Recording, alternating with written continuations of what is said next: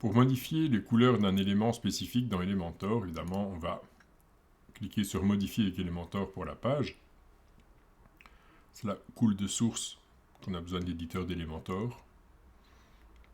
On lui laisse le temps de charger, parfois un peu lent. Voilà. On attend qu'il ait fini de charger pour descendre dans la page, sinon il nous renvoie tout en haut. Et donc, on a l'élément ici, qui est un élément de liste.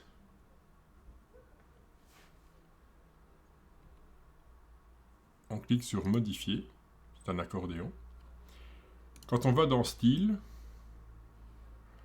on a différents styles. Général, les tabulations, le contenu. Les tabulations, ce sont les titres. Et le contenu, ici en dessous, c'est le texte quand on déplie. Donc, contenu, tab.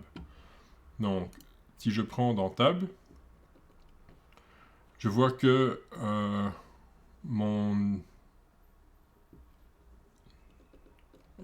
texte a cette couleur-ci.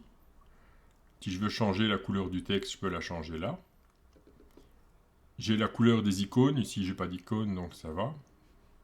L'image pourrait être ici. Quand on passe la souris, c'est rouge. Parce qu'en effet, on a de nouveau les trois zones standards, normal, survolé, actif.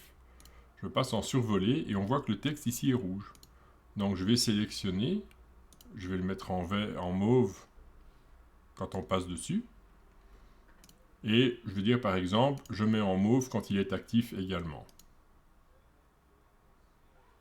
Voilà.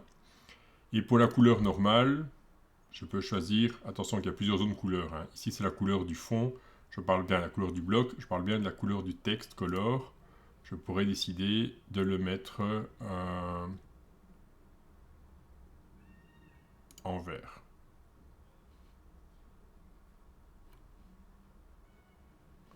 Je me rends compte que c'est pas super lisible, donc je vais inverser. Je vais le mettre en mauve par défaut, et je vais le mettre en vert lorsqu'on le survole. Et donc, j'ai les couleurs comme ça qui peuvent varier. C'est le cas d'à peu près n'importe quel élément, comme le bouton ici. Quand je sélectionne le bouton, quand je vais dans Style, couleur du texte, j'ai Normal et j'ai Au survol. Au survol, j'ai la couleur du fond, j'ai la couleur du texte, type arrière-plan. On peut chaque fois changer. On peut même rajouter des animations au survol, comme ce genre-ci. Et donc, vous avez des boutons qui vont avoir une réaction animée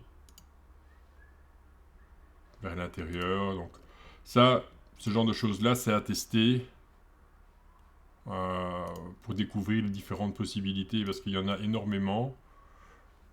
Donc, moi, je n'en mets pas par défaut, mais bon, ça peut donner un effet sympa.